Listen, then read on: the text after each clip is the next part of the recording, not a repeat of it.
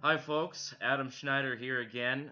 Welcome to another episode of the Farm and Country Podcast. Today is episode 11, and it's Monday, so we are doing a topic. Now, I just got a phone call from a guy who might become my new neighbor, and he sounds like an awesome guy. And I chatted with him for probably 20 minutes, and I felt like there was just a kind of a kindred spirit there. So I'm hoping that him and his wife make an offer on this little acreage property next door, and it sounds like to me that they're trying to do exactly what I was trying to do. They're trying to make their new life in the country. And guys, if you're in that position, this podcast is for you. This podcast is for people who want to live that better life in the small town or in the country. Whether you're sitting on a half an acre, whether you're just renting a tiny piece of something, this podcast has something for you. So if you like this podcast and you think there's someone else who might benefit from it, please feel free to share the link. You can find us on the web at www.farmandcountrypodcast.com. Also, we're listed on iTunes, and there's a couple of other places that I'm looking to post as well. So let's get into today's topic. Today, we're talking about actually making a brand new property into a viable home.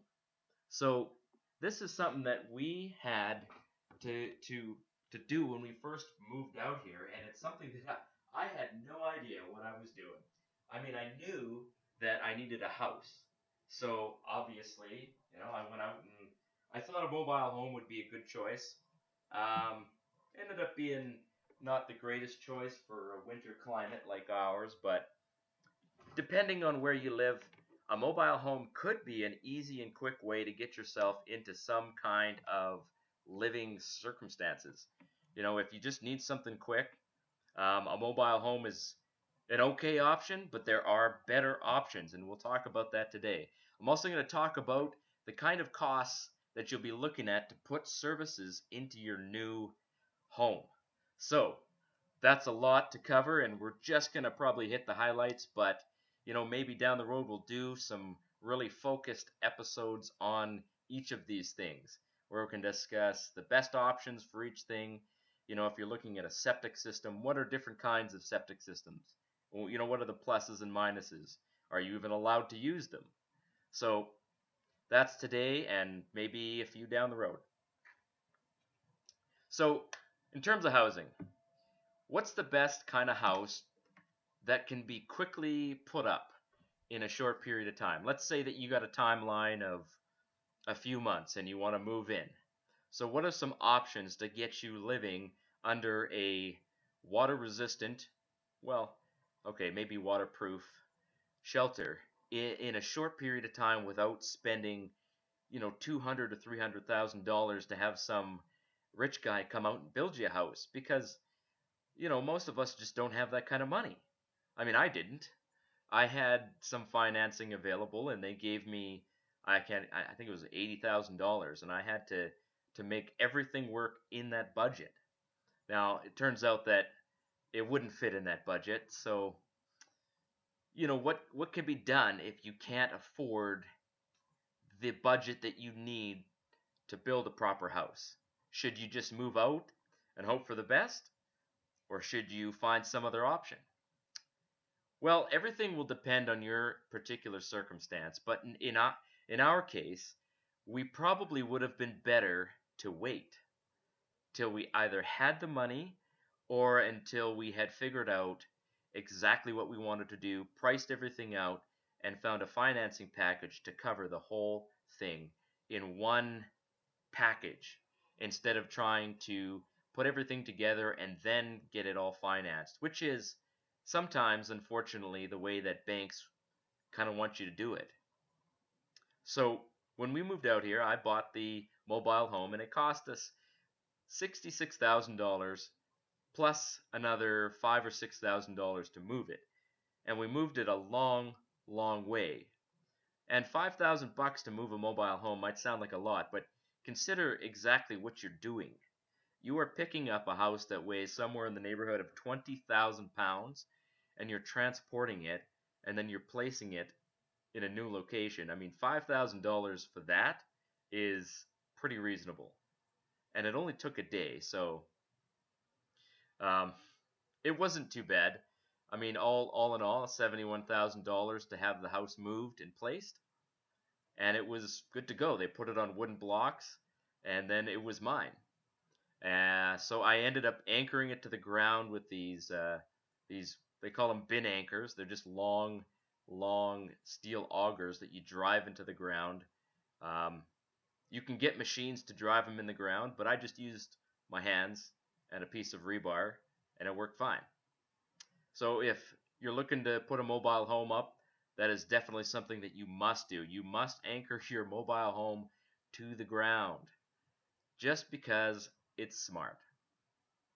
Now, once you've got the home situated, or you've got a home, whether you buy a kit home or you're buying a old farmhouse that you're going to pay somebody to move, and you know what? That's actually not a terrible option. You can find old farmhouses that have been basically written off, but not really. They still have some life left in them, and you can buy them for a song and dance as long as you promise to move them off the property and put them in a new one. So depending on the cost will entirely depend on the distance that you are moving the property. But if you could get the house for $10,000 and move it for 20, then all you need to do is put some kind of foundation in place. And you've got yourself a home, whether it's in good shape or not, well, I mean, you can spend a little more money to fix it up. Put $10,000 or $20,000 into it. But whatever your foundation costs plus the services, you'll have a house at the end of that. And many of these houses were built strong.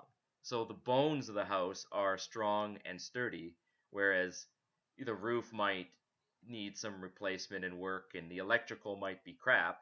But that's all stuff that you can work on after the fact.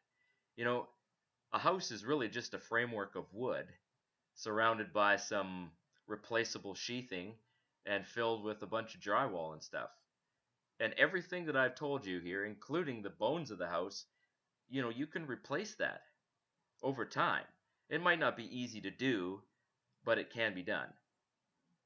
So in our case, we put the mobile home down, and then I thought, well, we need a water source. So I went out and bought two large polyurethane storage tanks. And these are the kind of storage tanks that many farmers have. They're not very heavy. They only cost about $600 each, which is cheap. They're 1,250 gallons each, which is a good size for water storage. That's about enough water for a family of 4 for 28 days. If you're not using too much water, that'll last you probably 28 days. So get two of them and you've got about 2 months worth of storage.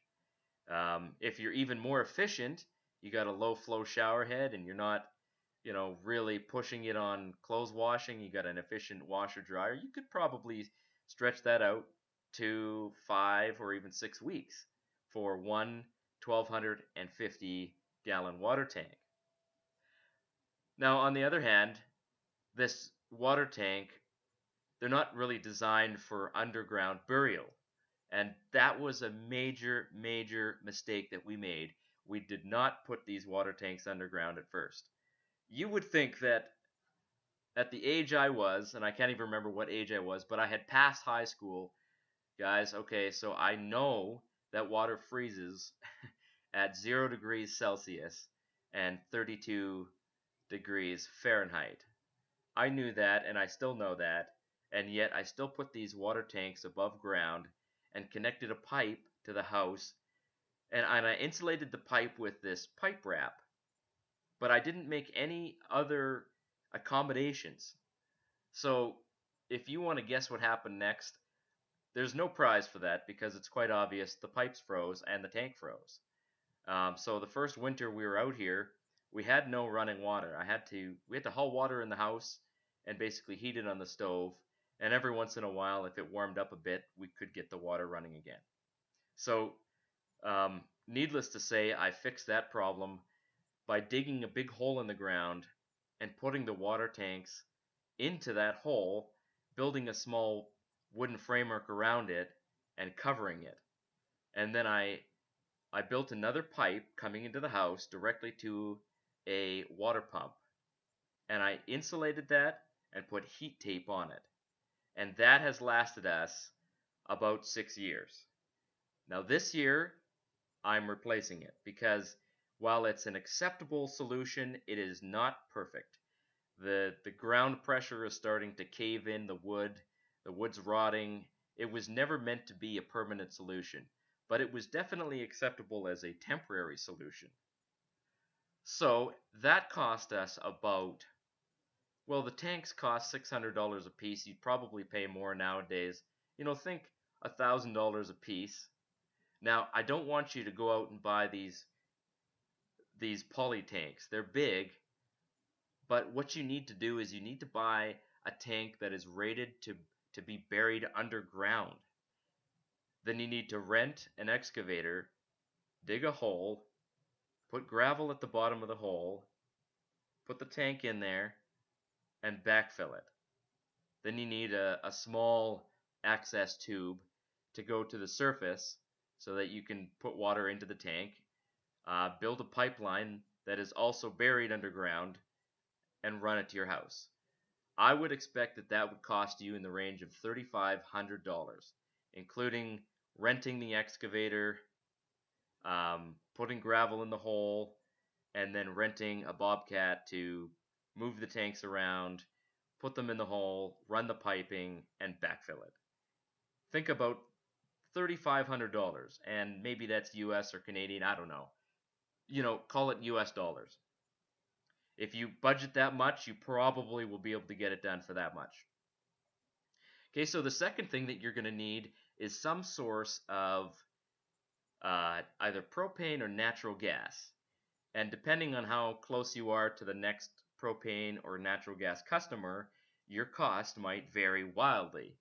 For us to get natural gas put out here in a pipeline would cost us $6,500.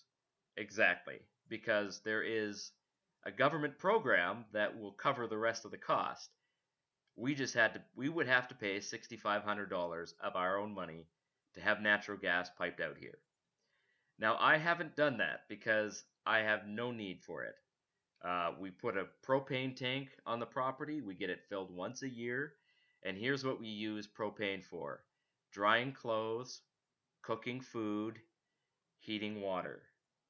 It is connected to a furnace. The furnace does not get turned on. It's connected to our hot water tank. So for about 1 full year, we use approximately 400 gallons of propane at a cost of, in Canadian dollars, I believe we're paying somewhere in the range of $600. That's the minimum amount of propane that they will deliver. And that's what we usually do. And the last time we filled it, it lasted almost exactly 1 year for a family of 4. So I'm giving you these numbers so that you can kind of figure out what your own usage would be. Now, if you're heating your house with propane or natural gas, you are definitely going to need more of it. However, the cost to install the propane tank, to run the piping into the house, and we had to have a guy come in and change the orifices on the stoves and the furnace and the hot water tank.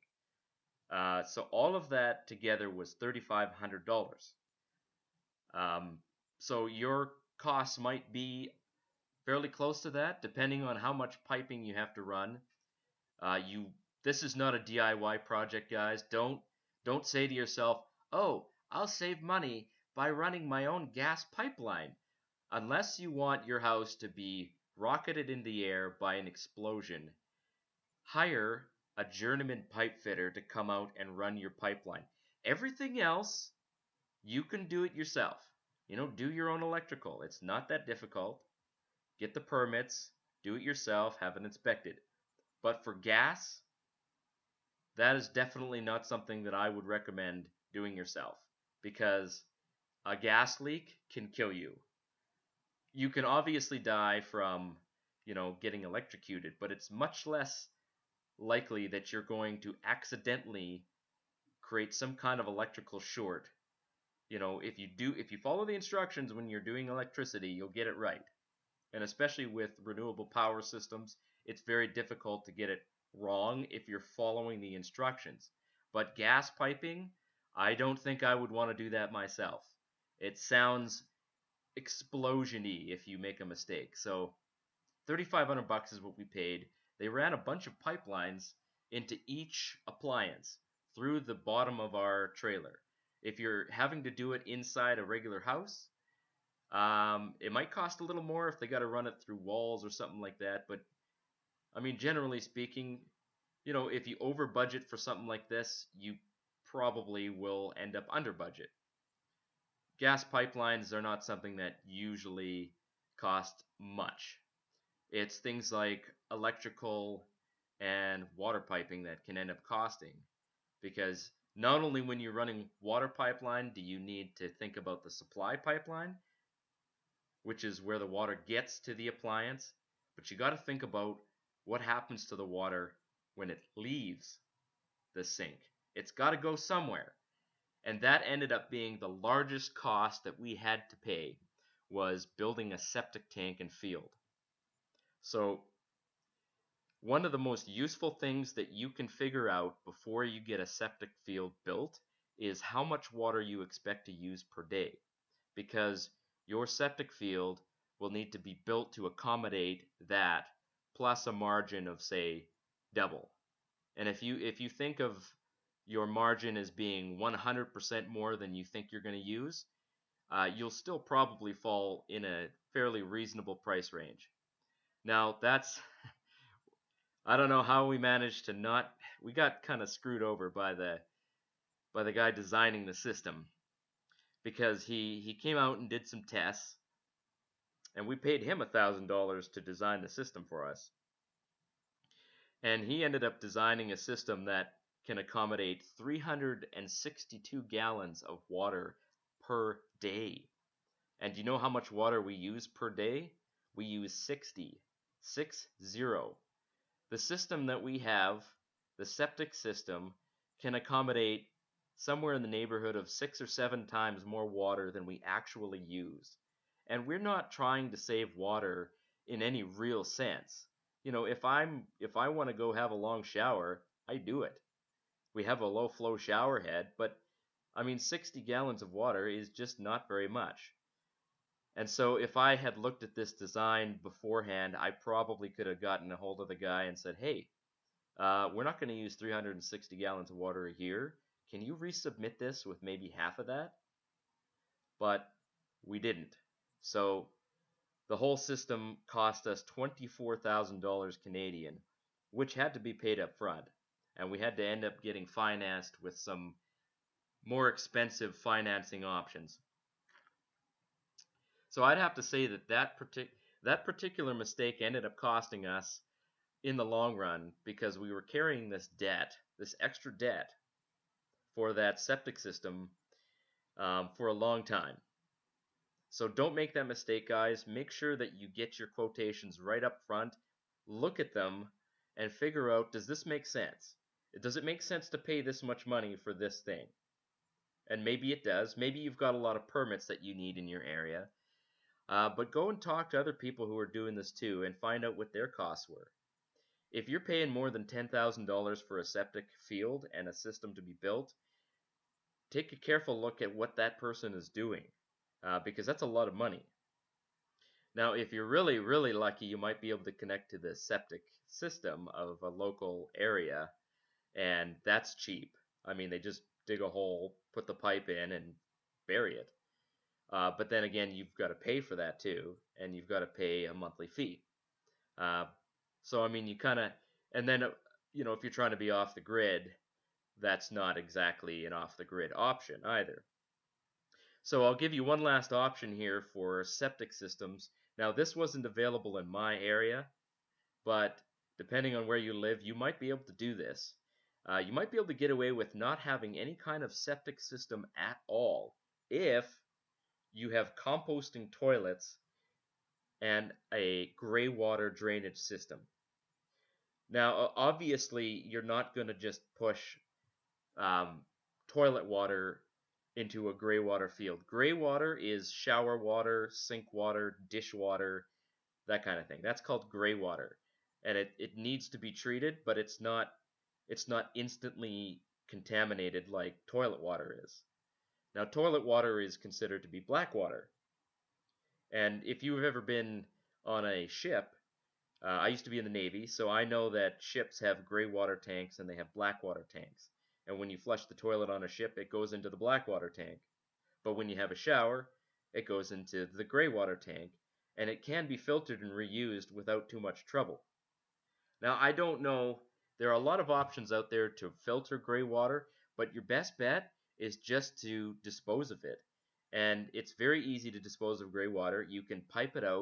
Into um, you could pipe it out into a buried leach field. Sometimes they call it a French drain, and you can build that yourself if it's allowed in your area. If it's not allowed in your area, then you're out of luck. Um, but you can also you can run it to trees and bushes so that the trees and bushes are receiving extra water, which is awesome.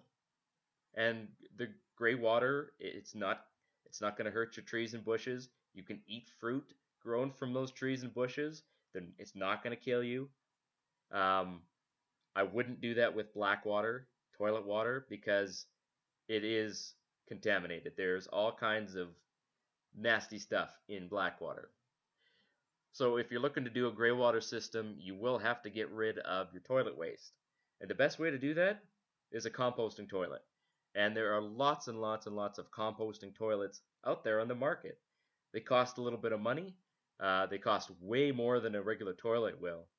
But if you're saving, $10,000 on a septic field, um, it might be worth the money.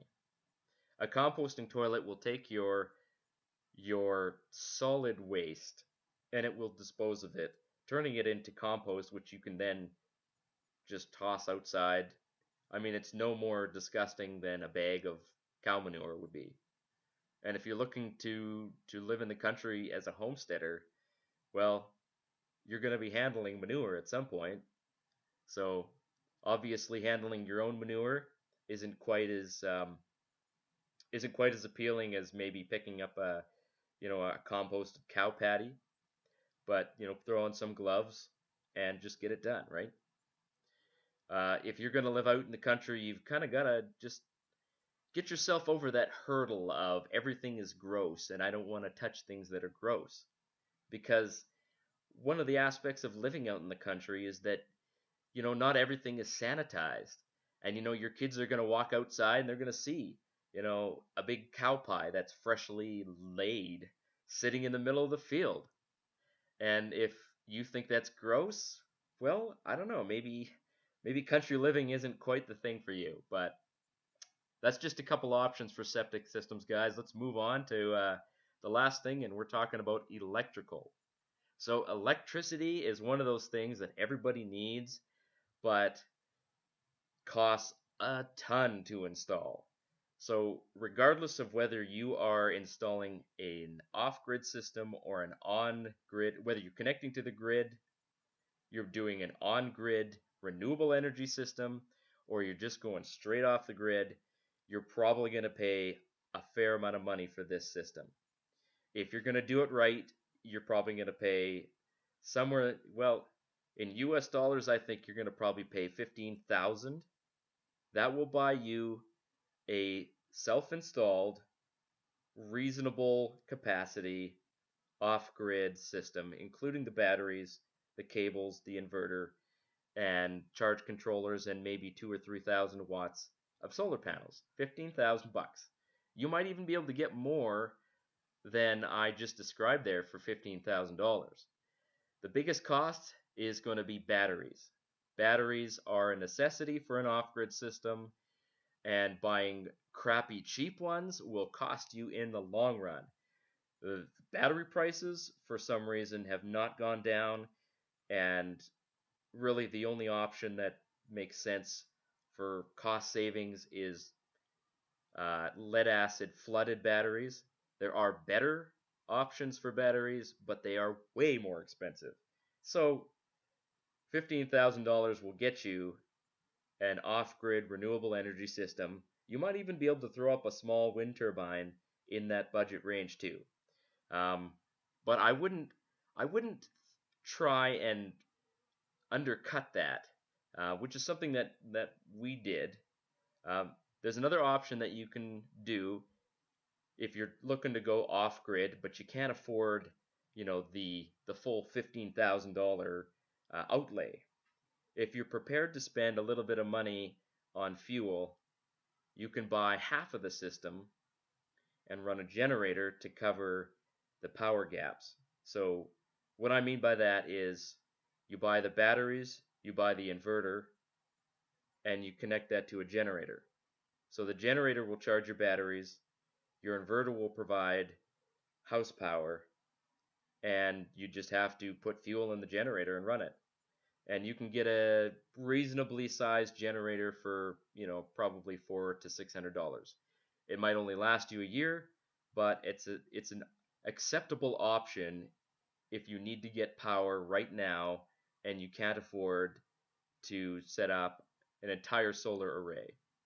Besides, if you are setting up a large solar array and you know, you're in a climate like mine where wintertime it's always cold and dark for, you get about 7 hours of weak, thin, thready sunlight, you're definitely going to need a generator to cover those days. Even if there's only a few every month, you do need that. So a generator is going to be included in your plans no matter what. It's just that you might end up spending, a couple $100 in gas every month to run it if you don't have enough solar panels. So that's about it for today, guys. I just wanted to get you a few ideas to get your juices flowing and your motor running for setting up your new life in the country. Obviously, if you're buying a well-established home, you're probably not having to worry about any of these things here. But if you're like me and you're like, I don't want to buy someone else's house and I want to set up my own thing, then this is basically what you're looking at to do that. I probably didn't cover every aspect. I certainly didn't cover driveways and garages and stuff like that, but I only have half an hour to do this. I'm looking to make every episode of this show a half an hour or a little bit less, because that's about the time it takes most people to drive to work. And it would be fantastic if you could listen to this podcast on your way to work. Once again, guys, you can find us on the web, farmandcountrypodcast.com. We've got more content being added soon. A Facebook page will be up and running by the end of the day, so stay tuned for that. Thank you very much, and good night.